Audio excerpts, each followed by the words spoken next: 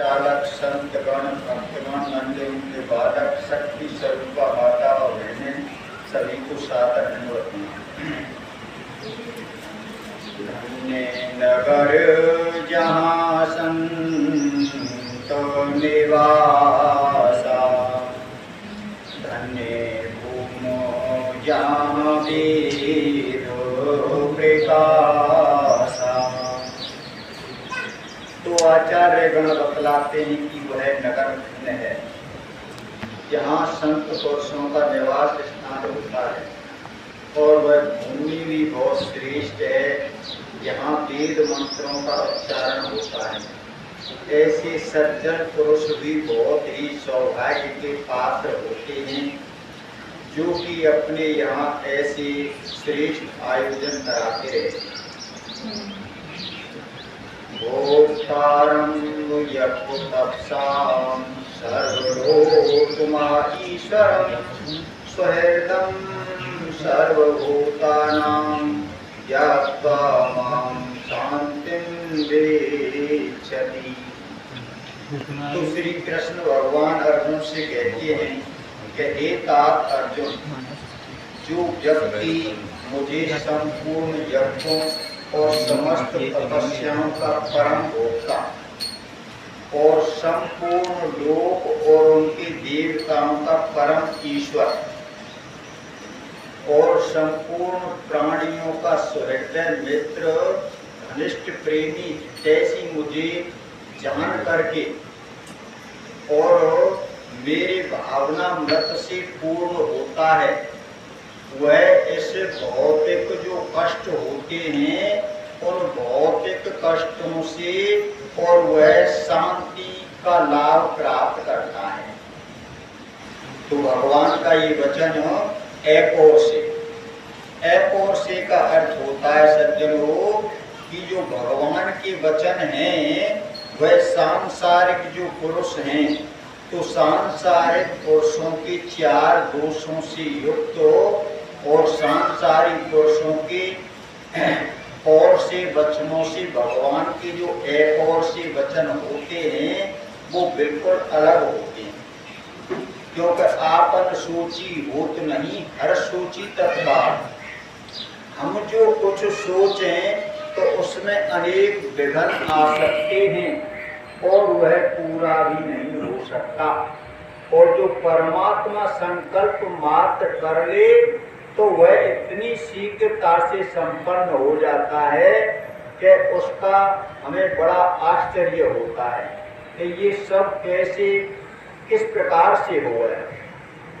तो परमात्मा के वचन तो सांसारिक जो पुरुष हैं उनके एक और से वचनों जो 4 दोषों से युक्त हैं, तो जो सांसारिक पुरुष है वह त्रुटि अवश्य करता है, वह निश्चय रूप से मोहित होता है और उनमें दूसरों को धोखा देने की प्रवृत्ति पाई जाती है, और वह अपनी अपूर्ण इंद्रियों के कारण भगवत संबंध पूर्ण सूचना नहीं दे पा सकता, क्योंकि उसकी इंद्रियां पूर्ण नहीं है। क्योंकि भौतिक इंद्रिय मन और बुद्धि घड़ी के भीतर और जो भगवान का दिव्य प्रेम रूपी समुद्र है वो कभी समा नहीं सकता। तो सज्जनों, भगवान का जब चिंतन स्मरण पुरुष करता है और बड़े प्रेम भाव के साथ करता है, तो भगवान उसके लिए अपनी बुद्धि, अपना मन और उसको अपनी दिव्य दृष्टि दे देती।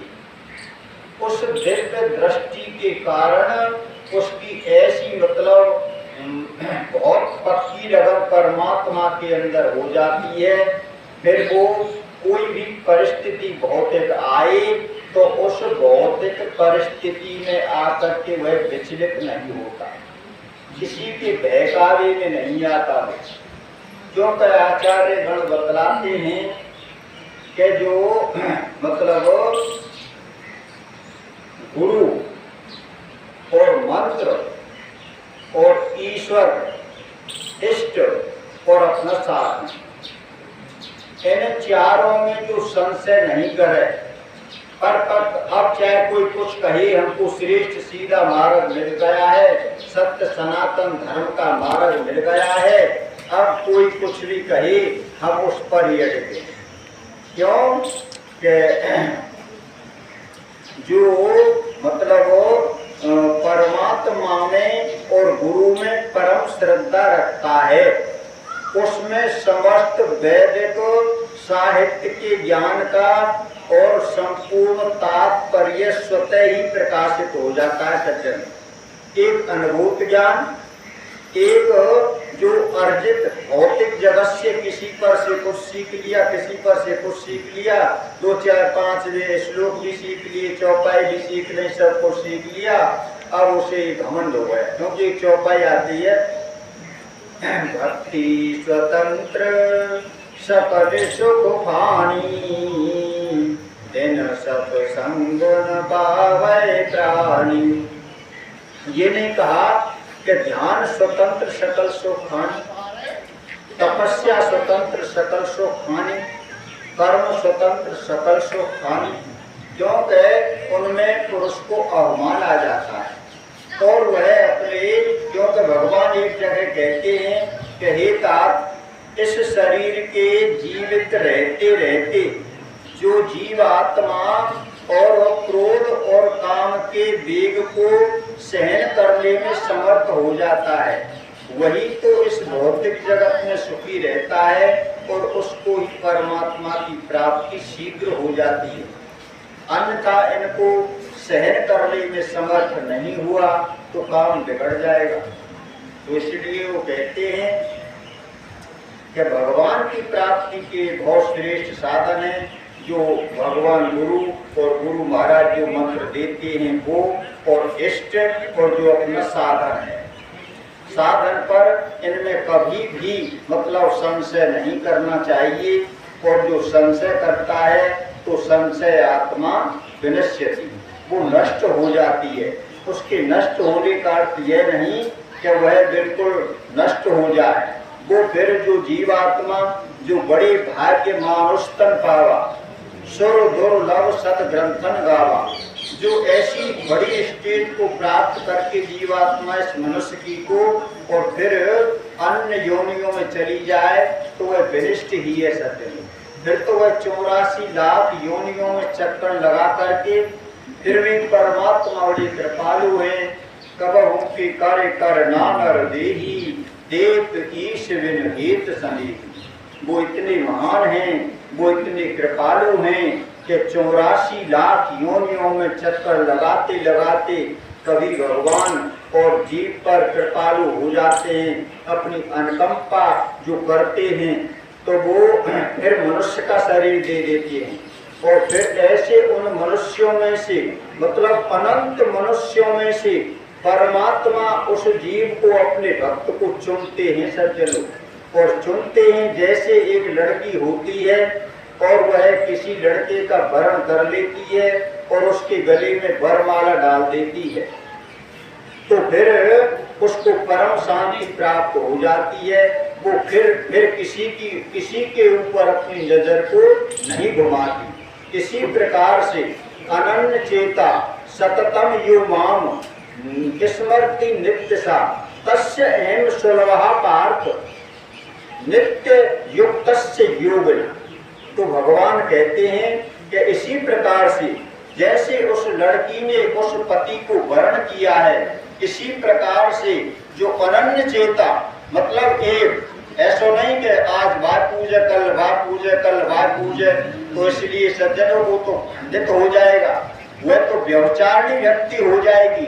और वो एक निष्ठ जो जिसका लक्ष्य मतलब जिसका लक्ष्य गंतव्य श्रेष्ठ है और उस लक्ष्य पर वो चल रहा है तो मंद गति से चलते चलते भी उस गंतव्य स्थान को प्राप्त कर लेगा। और जिसका लक्ष्य ही अन्न चेता सततम युमाम स्मृति नित्य सा, उस परमात्मा का सेवन पूजन उसके सिवाय और कुछ दिल में नहीं आए और इस प्रकार से भगवान कहते हैं कि हे अर्जुन, उस भक्त के लिए मैं अत्यंत सुलभ हूँ और श्रेष्ठ हूँ और वह मुझको प्राप्त कर लेता है। इसी प्रकार से एक 7वें अध्याय के 28वें श्लोक का अर्थ है कि जिन्होंने पूर्व जन्मों में और इस जन्म में पुण्य कर्म किए हैं और उनके पाप कर्मों का पूर्णतया उच्छेदन हो चुका होता है, ऐसे जो पुरुष होते हैं वो सारे द्वंद्वों से मुक्त हो जाते हैं, वो मेरी शरणागति ग्रहण करते हैं। तो यहाँ पर कुछ संशय मनुष्य को, प्राणी को हो सकता है कि भाई हम तो हमारे पूर्व जन्मों के हम तो बहुत पापी हैं, ये है वो है, हम भक्ति के लायक नहीं है, योग नहीं है। तो अगली अध्याय में 18वें अध्याय में जाकर के भगवान इस संशय का भी छेदन कर देते हैं। सर्वधर्मान कर्तव्य माम एकम शरणम व्रज अहेम त्वाम सर्व पापेभ्यो मोक्षयिष्यामि मा शुचः। हे अर्जुन, तुम सब प्रकार के धर्मों को त्याग करके केवल एकमात्र मेरी ही शरण ग्रहण कर लो और मैं तुम्हारा उद्धार कर दूंगा और तुमने जितने भी पाप किए हैं उनको क्षमा कर दूंगा। तो आदिता चाहिए। तो इसलिए सज्जनों, उस परमात्मा का हमें, क्योंकि श्री रामायण जी की पुष्टि करती है, बार मथे व्रत होई है सिकता तेवर तेल और बिन हरि भजन न भव करे, ये सिद्धांत अभी। चाहे कोई पानी को मथते मथते यूं बीत जाए पर उसमें से मक्खन नहीं निकलता, बालू को पेटते पेटते कितना भी दिन बीत जाए पर तेल नहीं निकल सकता।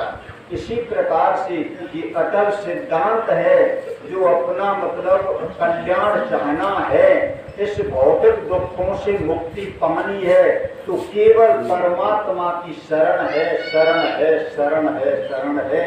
मैं इन्हीं शब्दों के साथ